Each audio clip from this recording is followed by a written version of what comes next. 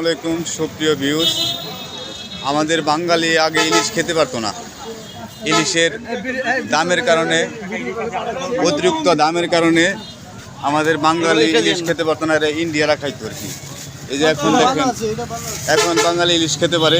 ভাই ইলিশ কত করে কেজি ভাই? 400 টাকা কেজি। এই যে ইলিশ, এখন বাঙালি ইলিশ খেতে পারতেছে। সুপ্রিয় গাইজ,